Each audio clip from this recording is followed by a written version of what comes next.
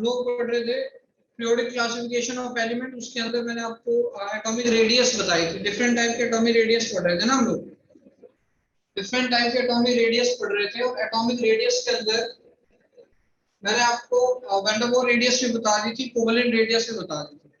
ठीक है, van der Waals radius बताई थी, कोवेलेंट रेडियस बताई थी। फिलहाल हम आगे जो थर्ड वन है आयनिक रेडियस स्टार्ट करते हैं। आयनिक रेडियस आप लोगों को बताता हूं। आयनिक रेडियस पढ़ते हैं, नोट्स आप लोगों को मिल जाएंगे इसके आगे के। जो डेली के क्वेश्चन दे रहा हूं टिक करके, वो आज भी क्वेश्चन दूंगा, वो आपने डेली के डेली जिस दिन मिल रहा है उसी दिन आपने सॉल्व करने हैं।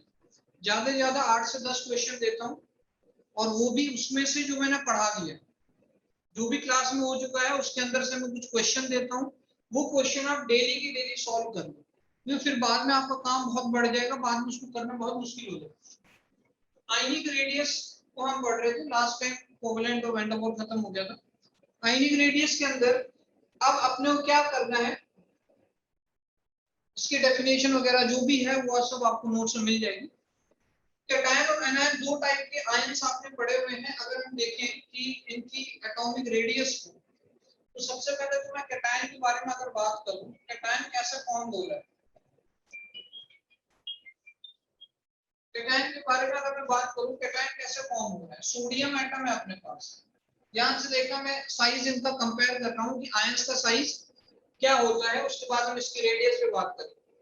कैटायन का फॉर्मेशन हो रहा है किस तरह से, ये एक सोडियम है, इसका एटॉमिक नंबर 11 है, देखा जाए तो 2, 8 और 1।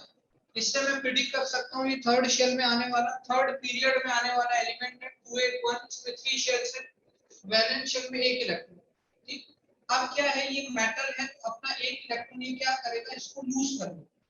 जब ये अपना 1 इलेक्ट्रॉन लूज करेगा तो ये क्या बनाएगा, ये बनाएगा Na पॉजिटिव, और Na पॉजिटिव का मतलब 2a, वैलेंस शेल में 8 हो गए, एक शेल पूरा का पूरा निकल गया।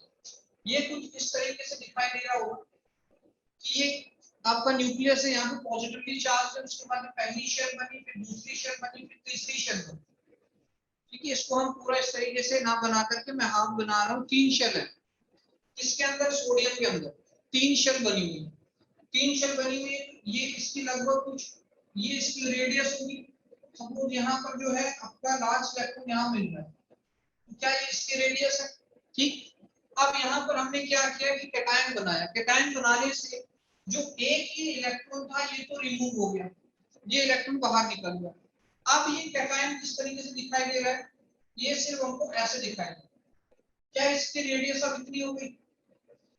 अब आप मुझे ये बताइए कि एक नॉर्मल एटम का साइज और एक कैटायन का साइज, किसका साइज ज्यादा बड़ा है, किसकी रेडियस ज्यादा है, किसकी रेडियस ज्यादा आपको दिखाई दे रही है। एक नॉर्मल एटम की रेडियस ज्यादा दिखाई दे रही है या कैटायन की रेडियस। नॉर्मल एटम की रेडियस ये है कि 3 शेल है, कैटायन के अंदर 2 शेल है, क्योंकि पूरा का पूरा इलेक्ट्रॉन ही चला गया तो पूरा वो शेल ही गायब हो गया। ठीक, तो नॉर्मल एटम की रेडियस अपने को ज्यादा दिखाई दे, तो हम ये कह सकते हैं कि cation has smaller radius, smaller radius than its parent atom, its parent atom। ठीक है, ये स्टेटमेंट क्लियर है। इसका क्या रीजन है, इसका क्या रीजन है भाई, तो इसका रीजन नंबर 1 क्या हो सकता है कि जैसे हमने इलेक्ट्रॉन को रिमूव किया तो नंबर ऑफ शेल कम हो गई, तो रिमूवल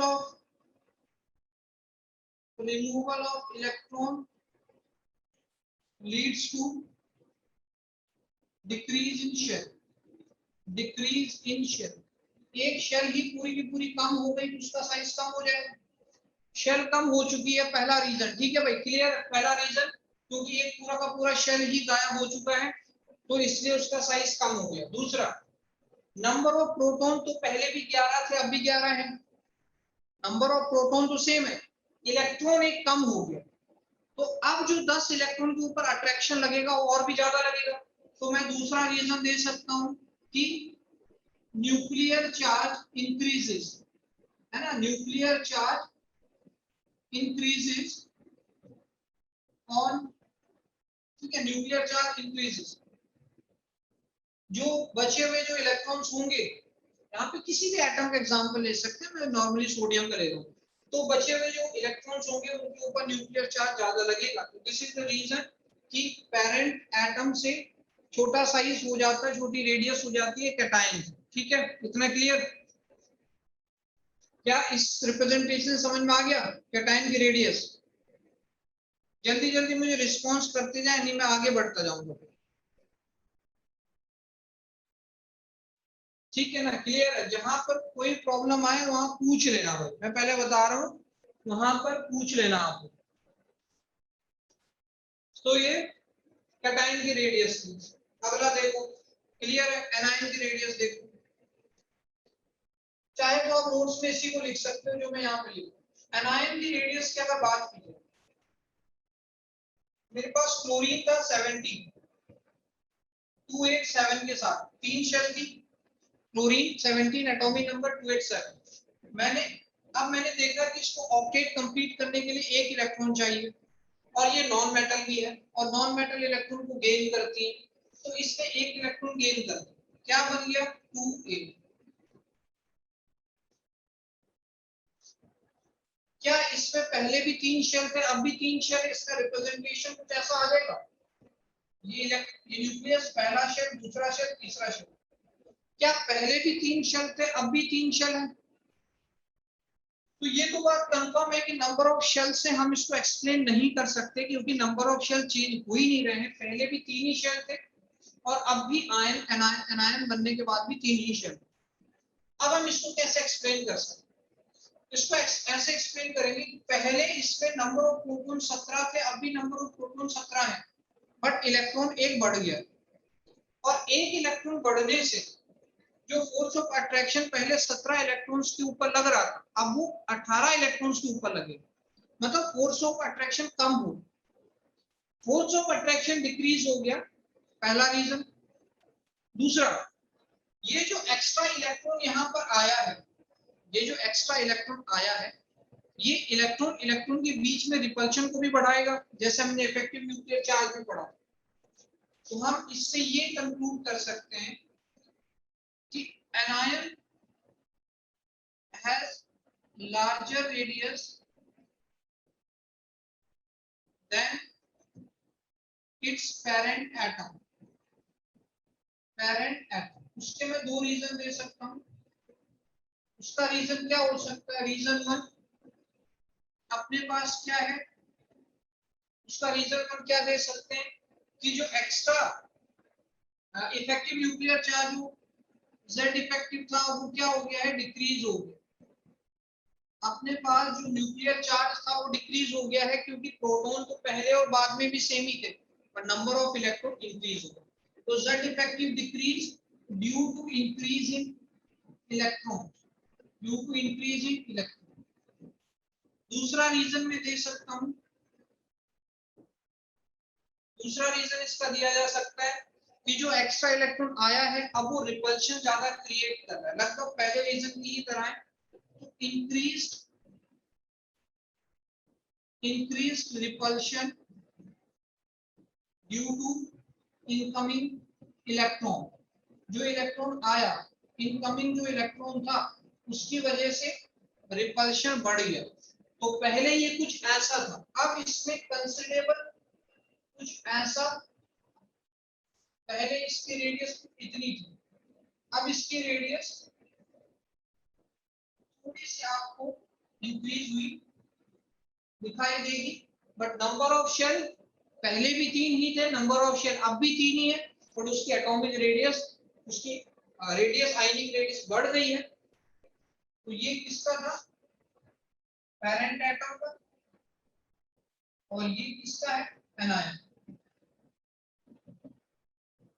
क्या ये क्लियर है? क्या हम लोग रीजन दे सकते हैं कैटायन और एनायन का? ये बताओ, क्या ये दोनों स्लाइड क्लियर है? ये किसका बना? ये कैटायन का बना, और ये किसका था? Parent atom. ठीक है भाई, इसको भी आप नोट्स में लिख लोगे तो मेरे हिसाब से क्लियर हो जाएगा। ये बताइए, क्या आयनिक रेडियस में कैटायन एनायन वाला कंसेप्ट क्लियर है?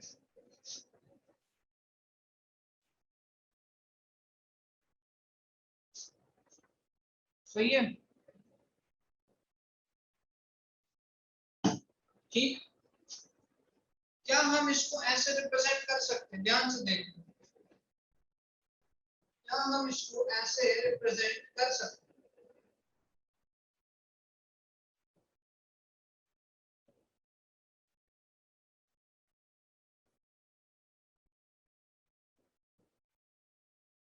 क्या हम इसको ऐसे रिप्रेजेंट कर सकते हैं कि ये मेरे पास एक कैटायन है और एक एनायन है, कंपैरेटिवली आपको साइज इसका दिखाई दे रहा होगा, ठीक है।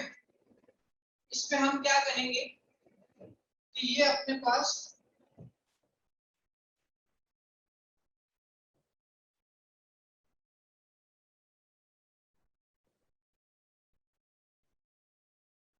ये अपने पास इतनी जो रेडियस है, ये जो रेडियस अपने पास आ रही है, ये कैटायन की रेडियस है, और ये जो अपने पास रेडियस आ रही है एनायन की रेडियस है। आप देख रहे हो कि जो कैटायन है, तो यहाँ पर जो कैटायन है उसका साइज स्मॉल है देन एनायन,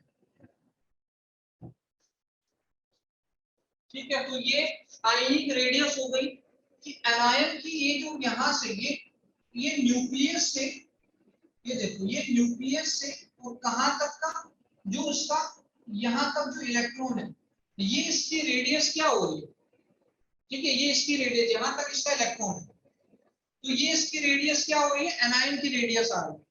और ये कैटायन का न्यूक्लियस है और इसका ये इलेक्ट्रॉन यहाँ तक है, तो ये कैटायन की रेडियस है। मतलब सेंटर ऑफ न्यूक्लियस से और जहां तक उसका इन्फ्लुएंस जा रहा है लास्ट वैलेंस इलेक्ट्रॉन तक, वो उसकी कैटायन और एनायन की रेडियस हो जाएगी। Radius of cation, radius of anion, ठीक। क्या इतना क्लियर है? और क्या हम इसको लिख सकते हैं, दिस इज, क्या हम इसको लिख सकते हैं, क्या हम इसको लिख सकते हैं, this is inter nuclear distance, क्योंकि यहाँ पर इसका न्यूक्लियस, यहाँ पर इसका nucleus, inter nuclear distance, inter nuclear distance, ये बता दो फटाफट, क्या ये क्लियर है? इंटर न्यूक्लियर डिस्टेंस, क्या ये अपने क्लियर हुआ? ठीक है। कैटायन कंपैरेटिवली आपको छोटा लग रहा होगा, कैटायन एनायन आपको बड़ा लग रहा होगा। ये एनायन की रेडियस, कैटायन की रेडियस, ये एनायन का, ये कैटायन का न्यूक्लियस, ये एनायन का न्यूक्लियस, दोनों के बीच की डिस्टेंस ये व्हाइट लाइन से आपको दिखाई दे रहा होगा, इंटर न्यूक्लियर डिस्टेंस, क्लियर। अब यहां देखो, इसमें आप मुझे बताओ कि एक मेटल है एम, एक है एम पॉजिटिव और एक है एम नेगेटिव। इनको अगर आपने इंक्रीजिंग ऑर्डर ऑफ रेडियस में लगाना है तो कैसे लगाओगे? ए बी सी को, अगर ए बी सी को इंक्रीजिंग ऑर्डर ऑफ रेडियस में लगाना हो तो कैसे लगाओगे? एम है, एम पॉजिटिव है और एम नेगेटिव है, कैसे लगाओगे? अगर इंक्रीजिंग ऑर्डर ऑफ रेडियस में लगाना हो तो कैसे लगाएंगे, तो जल्दी से बता दो। ठीक है, सही है। सबसे पहले, सबसे जो ज्यादा साइज आएगा वो किसका आएगा? सी का, एनायन का। एनायन के बाद मेटल जो कि पेरेंट है, और पेरेंट के बाद कैटायन। क्या इतना क्लियर है? ए, क्या इतना क्लियर है कि सबसे ज्यादा एनायन का रेडियस आएगा, एनायन के बाद मेटल एटम का आएगा, जो जो उसका पेरेंट एटम होगा, और पेरेंट एटम से भी छोटा कौन होगा? कैटायन होगा, तो बी सबसे छोटा हो जाएगा। तो कैटायन सबसे छोटा, एनायन सबसे बड़ा, और मिडिल में कौन आ जाएगा? Metal atom. क्या ये क्लियर है? अभिराज, दीपक, गोल्डी, प्रियांशु, हर्षित वगैरह कहाँ हो? हर्षित, शिवांग, आशीष, तो क्लियर है नहीं है? ठीक भाई, बड़ी आगे देखो, ये चीज क्लियर हुई। आगे देखो, इसके अंदर नेक्स्ट अपने पास आइसो इलेक्ट्रॉनिक स्पीशीज सबने पढ़ी हुई है, आइसो इलेक्ट्रॉनिक स्पीशीज। ठीक है, आइसो इलेक्ट्रॉनिक स्पीशीज का मतलब क्या होगा? जिसके अंदर सेम नंबर ऑफ इलेक्ट्रॉन्स आ गए। सही है, यहाँ पर मैं कुछ आइसो इलेक्ट्रॉनिक स्पीशीज लिख देता हूँ। नाइट्रोजन में मैंने 3 नेगेटिव लगाया, ऑक्सीजन में 2 नेगेटिव लगाया, फ्लोरीन में -1 लगाया, नियोन न्यूट्रल रखा। ठीक, इसके बाद मैंने सोडियम को +1 लगा दिया, मैग्नीशियम को 2 पॉजिटिव लगा दिया, एल्युमिनियम को 3 पॉजिटिव लगा दिया। ठीक, क्या हम इनमें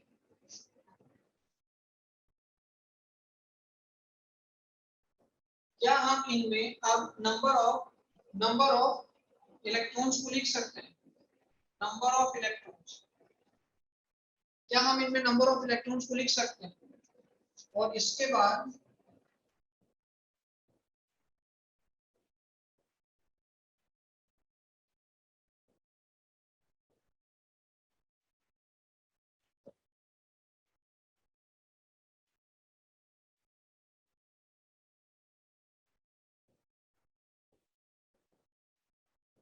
क्या हम इनमें नंबर ऑफ इलेक्ट्रॉन्स को लिख सकते हैं? और number of proton P+, number of proton, क्या इसमें नंबर ऑफ इलेक्ट्रॉन 7 3 10 हो जाएंगे? क्या इसमें 8 2 10 हो जाएंगे? क्या इसमें 9 1 10 हो जाएंगे? क्या इसमें ऑलरेडी 10 है न्यूट्रल के अंदर?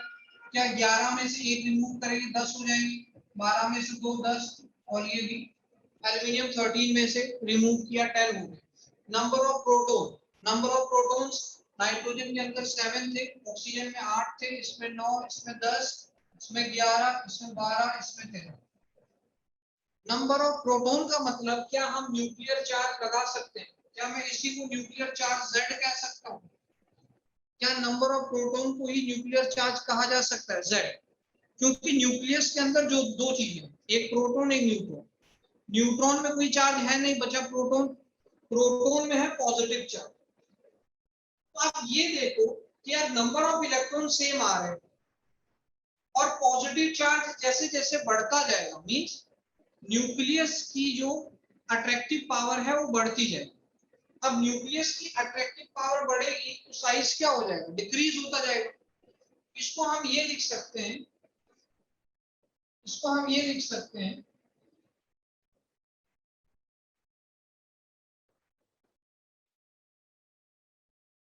आइसो इलेक्ट्रॉनिक में हम ये लिख सकते हैं कि ionic size inversely proportional to Z। Z का मतलब nuclear charge, ionic size inversely proportional to Z या न्यूक्लियर चार्ज। एक्चुअल में ये आता था E/Z। ठीक है, E/Z का मतलब होता था चार्ज अपॉन साइज का रेशियो।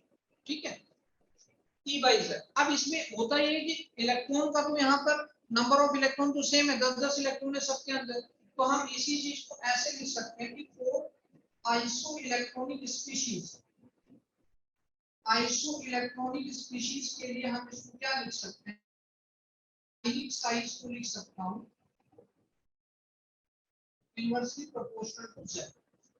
आइसो इलेक्ट्रॉनिक के लिए आयनिक साइज जो आएगा, Z जितना जितना बढ़ेगा, मतलब न्यूक्लियर का अट्रैक्शन जितना बढ़ेगा उसका साइज उतना ही डिक्रीज होता जाए। तो क्या हम ये कह सकते हैं कि इस साइड जाने पर जो न्यूक्लियर चार्ज है वो बढ़ रहा है, न्यूक्लियर चार्ज इंक्रीज हो, इस साइड जाने पर न्यूक्लियर चार्ज इंक्रीज होगा, न्यूक्लियर चार्ज इंक्रीज हो रहा है तो उसका साइज क्या हो जाएगा? धीरे धीरे कम हो जाएगा। क्या इस साइड जाने पर उसका साइज आयनिक रेडियस है, क्या वो डिक्रीज करेगी?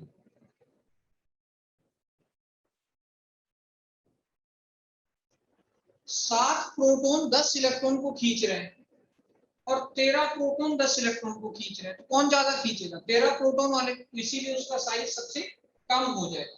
तो न्यूक्लियर चार्ज इंक्रीज करेगा तो आयनिक रेडियस डिक्रीज करेगा। आइसो इलेक्ट्रॉनिक स्पीशीज के लिए inversely proportional to Z। E upon Z लिखा जाता है, बट ई तो सेम है, इसलिए हमने 1 अपॉन जेड। क्या ये क्लियर है? इसके बाद इससे रिलेटेड कोई भी क्वेश्चन आएगा आप इसमें बना सकते।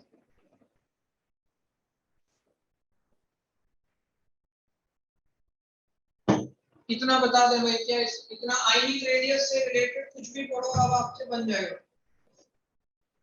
क्या इतना क्लियर है?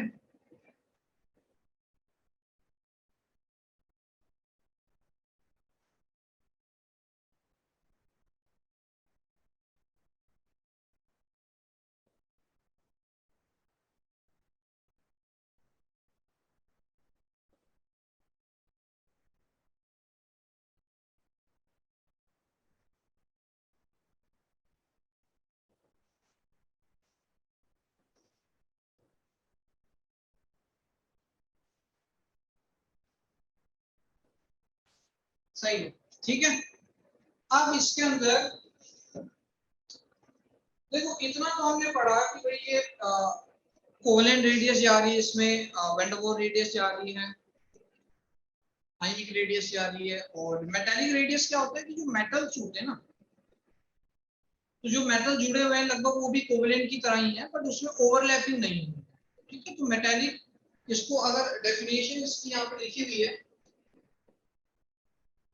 डेफिनेशन इसमें लिखी हुई, इसको आप रीड कर लेना एक बार, आराम से आपके समझ में आ जाएगा।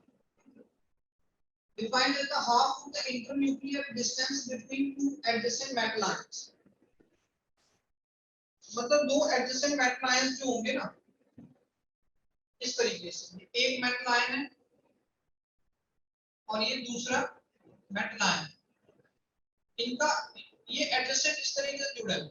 अब ये ओवरलैप नहीं करेंगे, ये adjacent इस तरीके से जुड़े हुए हैं, और ये इसका न्यूक्लियस, ये इसका न्यूक्लियस, और इन दोनों का बीच का अगर हम डिस्टेंस देखें, डिस्टेंस कौन सा, एक ये आया और एक ये आया, ठीक भाई। इनके बीच का ये जो डिस्टेंस हम देख रहे हैं, इनके बीच में ये जो हम डिस्टेंस देख रहे हैं, ये इंटरन्यूक्लियर डिस्टेंस है, दिस इज इंटरन्यूक्लियर डिस्टेंस। और इसी इंटरन्यूक्लियर, इसको मैं लिख रहा हूं इंटर न्यूक्लियर डिस्टेंस। अब इसी को अगर मैं डिवाइड बाय 2 कर दूं तो मुझे मेटालिक रेडियस मिल जाएगी। मेटालिक रेडियस मुझे मिल जाएगी अगर मैं इसी इंटर न्यूक्लियर डिस्टेंस को डिवाइड बाय 2 कर, ठीक है। बाकी इससे रिलेटेड आपको थ्योरी कुछ बुक में मिल जाएगी, आप वहां से पढ़ सकते हैं, ठीक। इंपॉर्टेंट यहाँ पर ये मेटालिक रेडियस है, फोर्थ वन है, इसको एक बार रीड कर लेंगे। इसके बारे में बहुत ज्यादा बात नहीं की हुई है, इसके बारे में बहुत ज्यादा बात नहीं हुई है मेटालिक रेडियस में। किसी भी आप मेटल मेटल में जो अरेंजमेंट होगा ना, उसमें आप देखोगे इंटरन्यूक्लियर डिस्टेंस, उसका आप हाफ कर दोगे तो आपको क्या मिल जाएगा, रेडियस उसका मिल जाएगा। एक चीज इंपॉर्टेंट यार ये बता, इसको रीड कर लेना, ज्यादा कुछ है नहीं इसमें, इंपॉर्टेंट ये बता दूं कि ऑर्डर ऑफ रेडियस जो, order of radius, order of radius क्या बनेगा, आप मुझे ये बताओ। अपने पास 3 टाइप की है, वैन डेर वाल्स है, मेटालिक है और कोवेलेंट। वैन डेर वाल्स है, मेटालिक है, कोवेलेंट। इन तीनों में से सबसे सबसे बड़ी जो रेडियस आएगी वो कौन सी आएगी, वैन डेर वाल्स, मेटालिक और कोवेलेंट, इन तीनों में से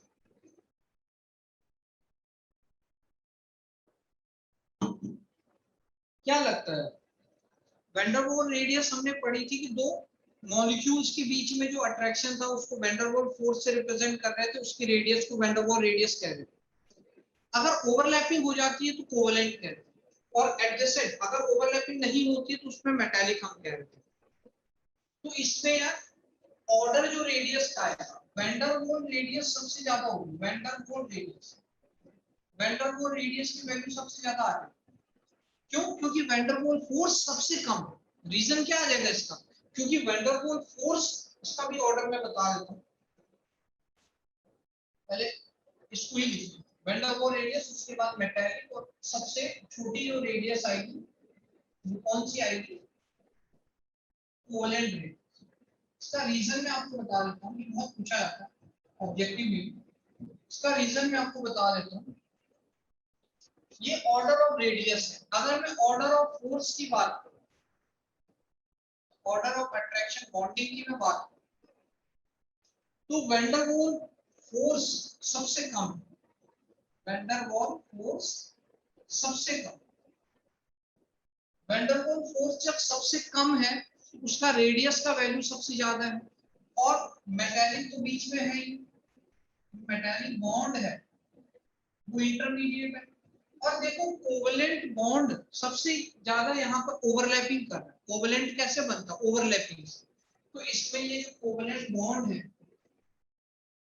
कोवेलेंट बॉन्ड है, इसका ऑर्डर इस तरीके से, ये फोर्स का ऑर्डर, ये उसकी रेडियस का ऑर्डर। ठीक है, कि वैंडरवॉल फोर्स सबसे कम होता है, इसलिए उसमें रेडियस जो डिस्टेंस है वो सबसे ज्यादा बढ़ जाता है। कोवेलेंट बॉन्ड का ऑर्डर सबसे ज्यादा है, उसकी रेडियस सबसे कम हो जाती है। ठीक है, ये एक इंपॉर्टेंट एक्सप्लेनेशन यहाँ पर आता है।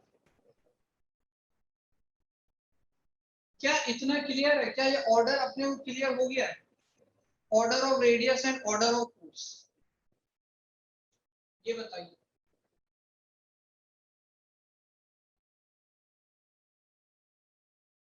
मेटालिक रेडियस ये बुक में डेफिनेशन लिखी हुई है कि आप जो इंटरन्यूक्लियर डिस्टेंस है बिटवीन टू एडजेसेंट मेटल्स, ये उनके बीच का जो इंटरन्यूक्लियर डिस्टेंस उसका हाफ कर दो, आपको मेटालिक रेडियस मिल जाएगी। मैंने ये डायग्राम बना दिया, मेटल 1 है मेटल 2 है, ये ओवरलैप नहीं कर रहे। ओवरलैप करेंगे सिर्फ कोवेलेंट के केस, इसीलिए उसकी रेडियस सबसे छोटी हो जाएगी, बॉन्ड सबसे स्ट्रांग हो जाए। ठीक, और ये इंटरन्यूक्लियर डिस्टेंस है, इसका हाफ कर दूं मैं। इसका हाफ करने का मतलब है कि मैं इसको कहां लेके जाऊं, मैंने कर दिया यहाँ इस तरह, मैंने हाफ। ठीक है, ये हाफ करके इंटरन्यूक्लियर डिस्टेंस आ जाएगी, और ये मेरा मेटालिक रेडियस है। कौन सी?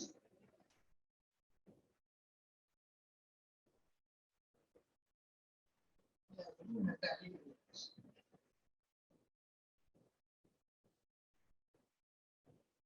ठीक है भाई, ये मेरी मेटालिक रेडियस है।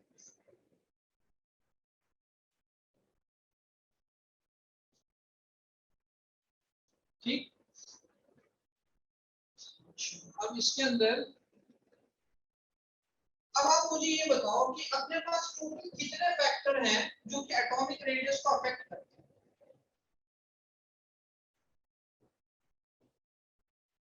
एटॉमिक रेडियस को अफेक्ट करने वाले अपने पास कितने फैक्टर?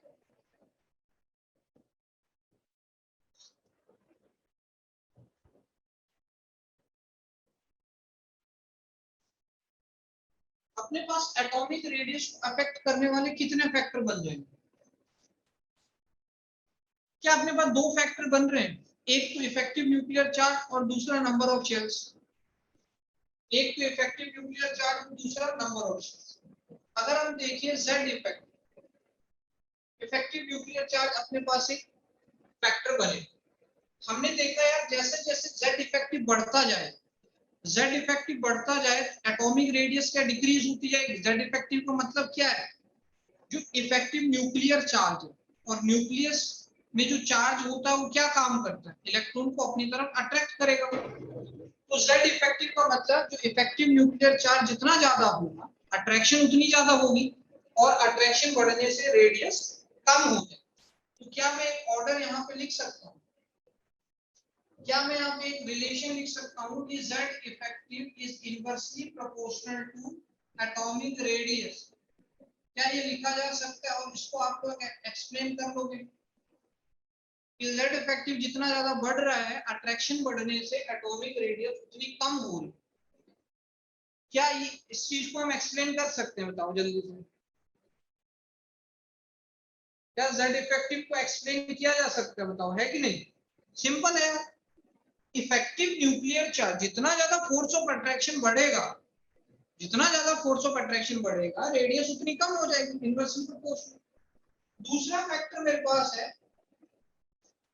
नंबर ऑफ शेल्स का। नंबर ऑफ शेल्स का मेरे पास दूसरा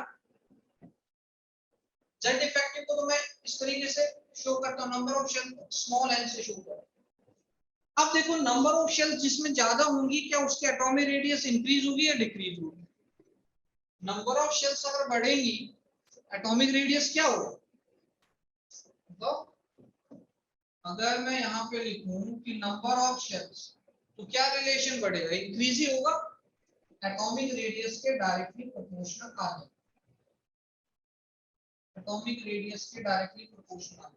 तो क्या मेरे पास ये दो रिलेशन आ जाएंगे जिनकी वजह से मैं एक्सप्लेन कर सकता हूं? ये बताइए।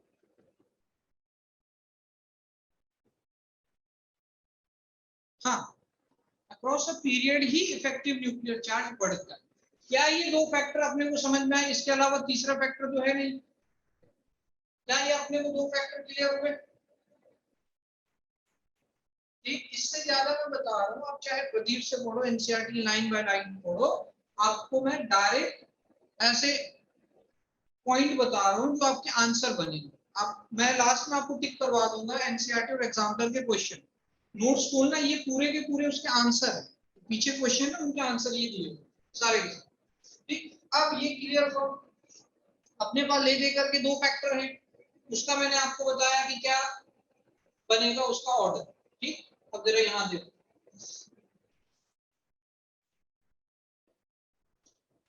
टॉप टू बॉटम एक बार देखो क्या होगा। टॉप टू बॉटम देखो क्या होगा। क्या top to bottom number of period बढ़ रहे हैं? पीरियड नंबर 1 2 3 4 5 6, क्या पीरियड का नंबर नंबर ऑफ शेल्स की इक्वल होता है? जैसे कि इस क्लास में 7 बेंचेस हैं, तो मतलब 7th पीरियड। ठीक, तो नंबर ऑफ पीरियड बढ़ने से नंबर ऑफ शेल्स बढ़ते हैं, और नंबर ऑफ शेल बढ़ने से ऑब्वियसली क्या होगा? एटॉमिक रेडियस बढ़ेगी। तो top to bottom number of shells वाला फैक्टर तो हम लगा सकते हैं। टॉप टू बॉटम क्या जेड इफेक्टिव लगा सकते हैं? नहीं, क्योंकि जेड इफेक्टिव रिमेन सेम, आपने नोट्स में भी देखा होगा, top to bottom Z effective same है। जेड इफेक्टिव तो यहाँ पर कोई फैक्टर आएगा नहीं, तो यहाँ मैं लिख सकता हूँ कि जेड इफेक्टिव रिमेन सेम। अगर जेड इफेक्टिव सेम है तो ये तो मेरा कोई फैक्टर हुआ नहीं, फैक्टर मेरे पास एक ही है, top to bottom number of shells increases, number of shells increases से सबको दिखाई दे रहा है, बिकॉज पीरियड नंबर इंक्रीज हो रहा है, और नंबर ऑफ शेल अगर इंक्रीज हो रहा है तो उससे क्या होगा? उससे क्या होगा? Atomic radius increase. पूरा का पूरा नंबर ऑफ शेल ही अगर इंक्रीज हो जाएगा तो एटॉमिक रेडियस इंक्रीज करेगी नहीं करेगी? जेड इफेक्टिव सेम है, उसको आप कुछ बता नहीं सकते। Number of shell increase, atomic radius increase, बताओ ये पॉइंट क्लियर है कि नहीं? टॉप टू बॉटम, क्या टॉप टू बॉटम वाला फैक्टर अपने को क्लियर हो गया? टॉप टू बॉटम में जेड इफेक्टिव रिमेन सेम, वो अपना एक फैक्टर है नहीं, एक ही फैक्टर है नंबर ऑफ शेल्स। पीरियड का नंबर इंक्रीज कर रहा है 1 to 7, शेल्स भी इंक्रीज करेंगे, एटॉमिक रेडियस बढ़ गई। लेफ्ट टू राइट देखो क्या हो रहा है change, left to right, left to right वही क्या चेंज आ रहा है? क्या left to right number of shell वाला फैक्टर सेम है? क्या left to right number of shells वाला फैक्टर सेम है? नंबर ऑफ शेल्स, अगर आप नोट्स में सिर्फ इतना इतना भी लिख दोगे ना, ये भी clear, number of shells and क्या होगा? सेम। क्या हम अगर फर्स्ट पीरियड में हैं अपने पास एक ही शेल है, हम अगर चौथे पीरियड में हैं तो अपने पास 4 ही शेल हैं, पांचवें पीरियड में है तो 5 ही शेल हैं। ठीक, तो नंबर ऑफ शेल्स वाला फैक्टर तो खत्म हो गया, उसका कोई यूज नहीं है। अब बचा जेड इफेक्ट। ये हमने देखा कि Z effective increases left to right. अब जेड इफेक्टिव अगर इंक्रीज हुआ तो जो आउटर मोस्ट इलेक्ट्रॉन है उसमें फोर्स ऑफ अट्रैक्शन बढ़ जाएगा, तो फोर्स ऑफ अट्रैक्शन अगर बढ़ा तो फोर्स ऑफ अट्रैक्शन बढ़ने से क्या होगा? रेडियस क्या हो जाएगी? डिक्रीज होगी। तो z इफेक्टिव इंक्रीज हो रहा है, न्यूक्लियस मोर पावरफुल हो रहा है, अट्रैक्शन इंक्रीज कर रहा है। z effective increases from left right, उससे क्या होगा, एटॉमिक रेडियस क्या करेगी, डिक्रीज। ठीक, तो z इफेक्टिव इंक्रीज होगा लेफ्ट राइट, यानी नंबर ऑफ प्रोटॉन भी इंक्रीज हो रहे हैं जिससे एटॉमिक रेडियस डिक्रीज करेगा।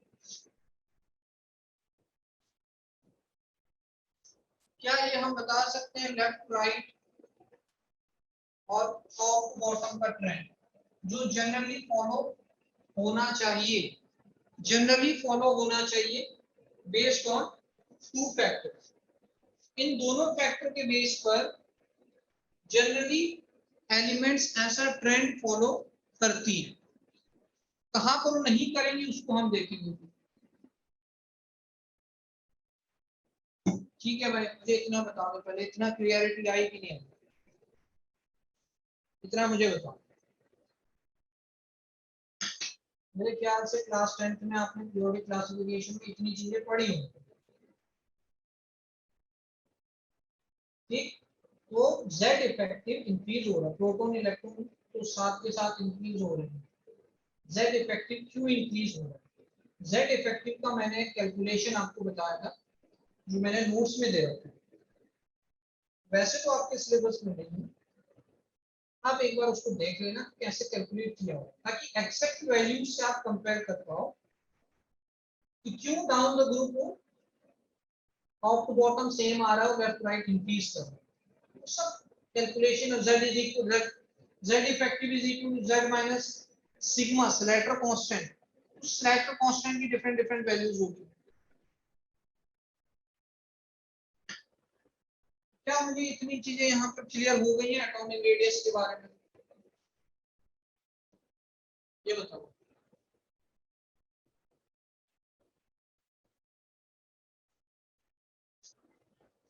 ठीक है भाई, यहाँ तक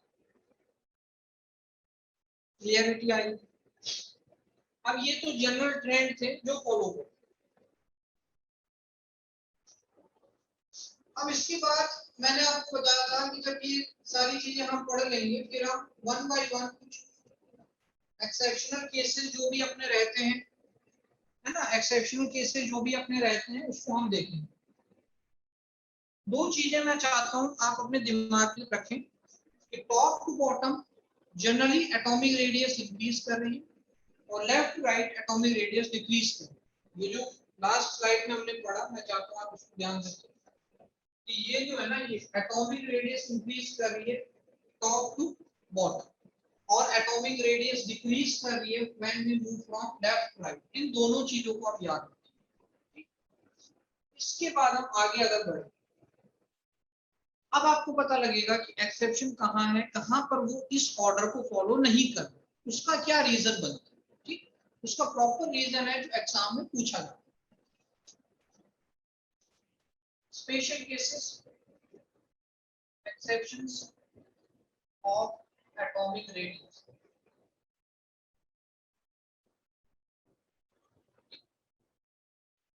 पहला इसमें ये केस आ जाएगा,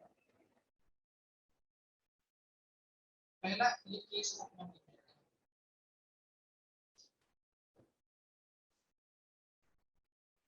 van der Waal radius of normal gases. Left to right हम जा रहे हैं, एटॉमिक रेडियस डिक्रीज कर रहे हैं। आपको लगेगा कि अगर हम सेकंड पीरियड में चल रहे हैं, lithium beryllium boron carbon nitrogen oxygen fluorine तक गए, तो फ्लोरीन की रेडियस सबसे कम आ जानी चाहिए। ठीक है, फ्लोरीन, उसके बाद हम नियोन तक गए 10वें तक, तो नियोन की रेडियस सबसे कम आ जानी चाहिए। बट एक्चुअल में यहाँ पर क्या ऑर्डर आ रहा है, lithium beryllium boron carbon nitrogen oxygen chlorine, उसके बाद नोबल गैस आएगी नियोन। ऑर्डर क्या रहेगा इस तरीके से, आपको लग रहा होगा ये ऑर्डर है, बट मैंने पहले ही बताया है कि Nobel gases van der Waal radius को फॉलो करेंगी और बाकी सारे कोवेलेंट और आयनिक रेडियस को फॉलो कर रही है। अब ये कोवेलेंट रेडियस को फॉलो कर रही है और ये जो नियॉन है ये वैन डर वाल्स को फॉलो कर रही है। और वैन डर वाल्स रेडियस की वैल्यू हमने पढ़ी थी सबसे ज्यादा होती है। क्यों? क्योंकि वैन डर वाल्स फोर्स सबसे वीक होती है। ठीक, इसको उठा करके हम कहां ले आएंगे? इसको उठा करके हम ले आएंगे यहां। इतना याद रखना है, due to van der Waals force. तो हम उसको पहले एक्सप्लेन कर चुके हैं कि वैन डर वाल्स फोर्स बहुत वीक होता है between the atom, between molecules होता है, नोबल गैसेस को शो करती हैं। तो इसलिए नियॉन की, इससे हम एक जनरलाइज यहां पर एक रूल बना सकते हैं कि noble gases have highest radius in their respective periods। जिस पीरियड की हम बात करें उन पीरियड में नोबल गैस की रेडियस सबसे ज्यादा आने वाली। ये बताओ, noble gas always know van der Waals radius and this type of radius has highest value among them। सबसे ज्यादा यहाँ पर नियॉन की आ जाए। ठीक, वैसे इसको एक्सेप्शन नहीं करना चाहिए क्योंकि हमने ऑलरेडी पढ़ा हुआ है कि वैन डर वाल्स रेडियस की वैल्यू सबसे ज्यादा आ रही है क्योंकि वैन डर वाल्स फोर्स सबसे वीक है। फर्स्ट इसको आप देखो, क्या ये क्लियर है?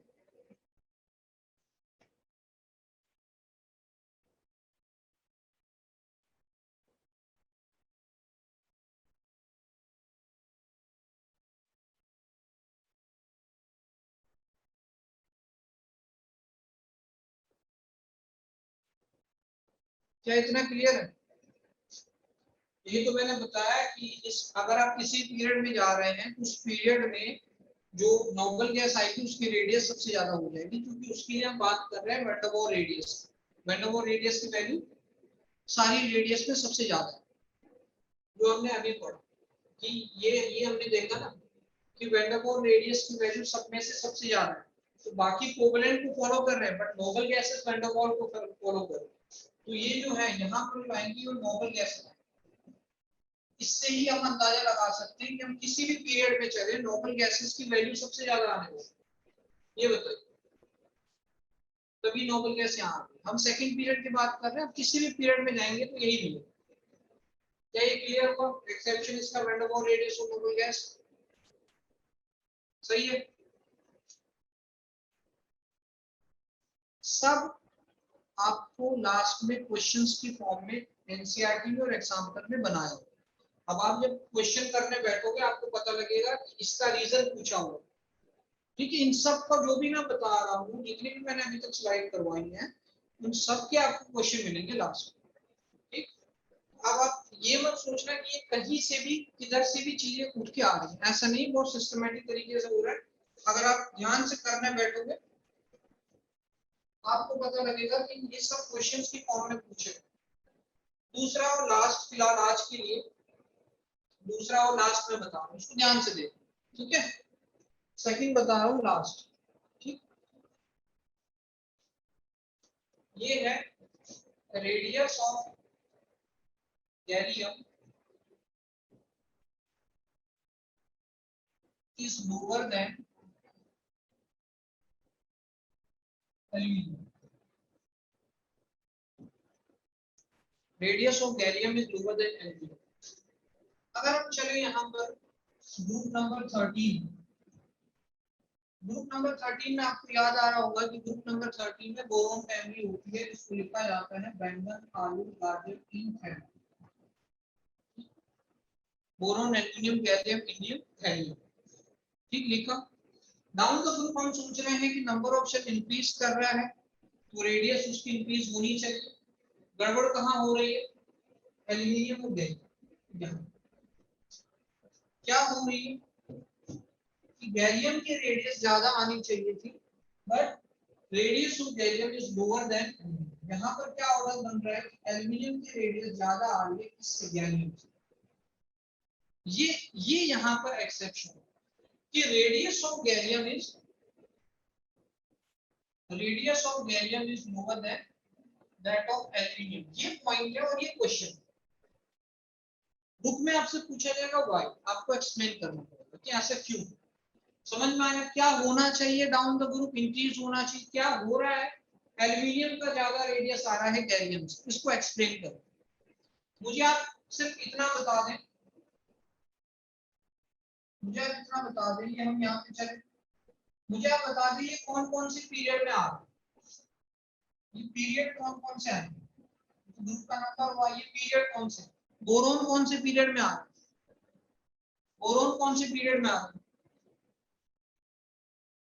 सेकंड पीरियड में, ये कौन से पीरियड में आएगा, थर्ड पीरियड में ये आएगा, फोर्थ पीरियड में ये 5 और 6। यार इनसे अपने को कोई काम नहीं है, अपने को काम कहां तक है, इसमें अपने।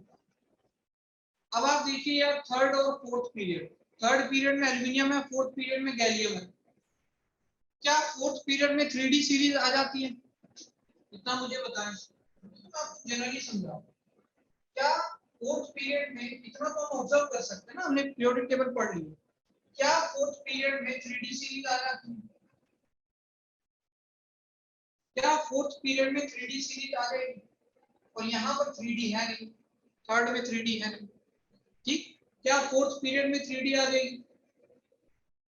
अब हम इनका इलेक्ट्रॉनिक कॉन्फ़िगरेशन लेते हैं, एल्यूमिनियम 30 और एल्यूमिनियम के नीचे गैलियम 37 प्लस 18 कर दिया, प्लस हमने इसमें उसको लिख सकते हैं 30, सही, गैलियम आ गया। अब देखो इसका लिखो 1s2 2s2 2p6 3s2 3p1 10 3 के, ठीक, इसका लिखा 1s2 2s2 2p6 3s2। इतना लिखने के बजाय हम क्या करें, हम क्या करें, इससे प्रीवियस की नोबल गैस ढूंढे। 31 से पहले की नोबल गैस कौन सी होती है, हीलियम नियोन आर्गन 18, आर्गन 18 आएगा, आर्गन लिखा 18, उसके बाद कितने बचे, हीलियम नियोन आर्गन। अब बचे अपने पास 3D के 10, 4s का 2, 4p का 1, 10 तो 12 13, सही है। क्या हम ऐसे लिख सकते हैं, गैलियम से पहले नोबल गैस, 31 से पहले 18 आर्गन, उसके बाद क्योंकि 3D सीरीज आ गई है तो 3D में 10, 4s में 2, 4p में 1, इसका जनरल इलेक्ट्रॉनिक कॉन्फ़िगरेशन क्या बनता है, याद है ना सबको, ns2np1, group number 13 ns2np1, n का मतलब क्या, जो पीरियड का नंबर है, 3D, और ये यहाँ पे लास्ट में ये आया, लास्ट में क्या आया। अब मुझे ये बताइए जो 3D है, अब यही भी इसका रीजन, क्योंकि ये चीज तो आपको ऑब्जर्वेशन से पता लगी गई होगी। अब इसमें जो 3D है, क्या इस 3D में बाकी सब कुछ सेम दिखाई दे रहा है, 3s2 3p1 4s2 4p1, ये 3D अलग है।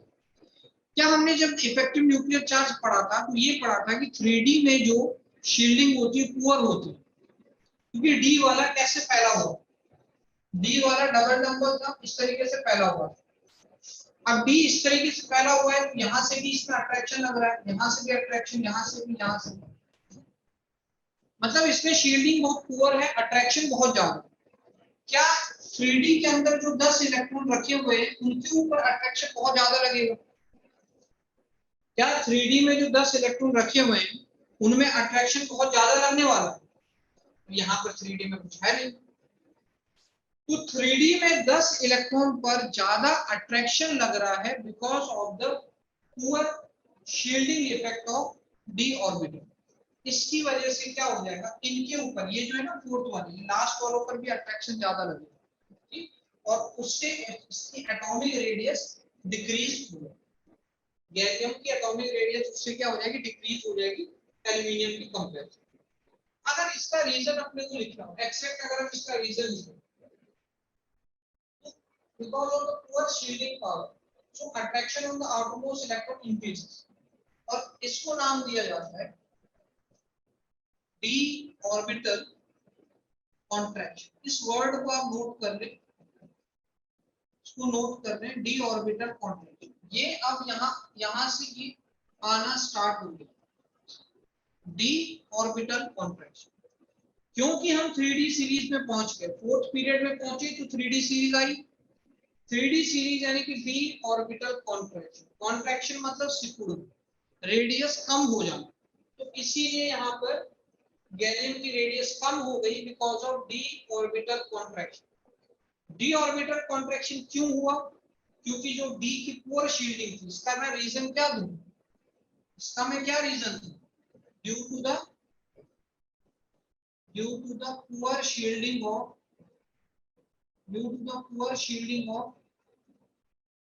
D orbital.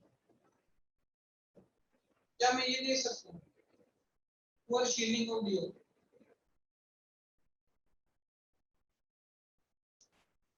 ठीक, क्या मैं यहाँ पर शील्डिंग का ऑर्डर भी लिख सकता हूँ?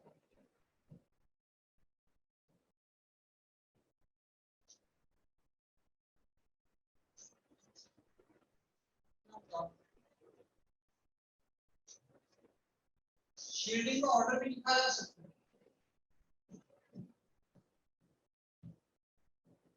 आप देख रहे हो डी में कितनी कम शील्डिंग है। ठीक, तो क्या ये आपको समझ में आया?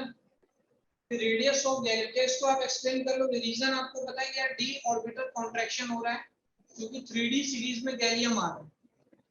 और जैसे ही गैलियम आया उसको हम कह रहे हैं कि डी में जो 10 इलेक्ट्रॉन है उनके ऊपर अट्रैक्शन बहुत ज्यादा लग रहा है, d orbital contraction due to the poor shielding of d orbital. बताओ।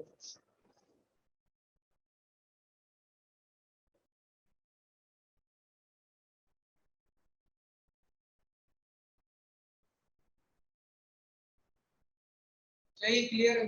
ये भी आपको स्क्रीनशॉट भी मिल जाएगा, साथ में कुछ क्वेश्चंस भी भेजूंगा एनसीईआरटी के और एग्जाम्पल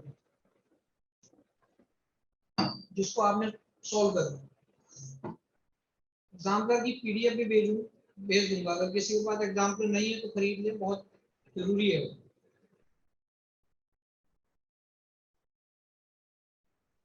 ठीक है, इसका प्रॉपर जो एक्सप्लेनेशन जो थ्योरेटिकल काम है वो आपको नोट्स के अंदर मिल जाएगा। इतना बताइए, क्या ये क्लियर है आज के लिए? क्या ये आज के लिए अपने क्लियर हुआ है ना? सही है। देखो, डेली का काम अगर डेली करते जाओगे, नोट्स वगैरह बना करके जो जो मैं बता रहा हूँ वो अगर आप डेली कर लोगे, आपको लास्ट में बर्डन महसूस नहीं होगा। ठीक है, लास्ट में होने वाली कंडीशन नहीं है। सिलेबस आपको पता है 11th 12th का ज्यादा होता है as compare to 9th 10th। ठीक, इसलिए अपनी स्पीड भी थोड़ी सी रहेगी और आपको भी उसी तरीके से काम करना। ठीक है, डेली के डेली प्रैक्टिस के क्वेश्चन बनाते रहो क्योंकि एक एक चैप्टर में यहाँ बहुत कंटेंट होता है। ठीक है, क्लियर है? किसी को कोई भी अगर इसमें डाउट आए तो व्हाट्सएप पर वो मैसेज कर सकता है, क्वेश्चन नंबर भेज सकता है, नोट्स में से कुछ ना समझ में आए तो वहां से भेज सकता है।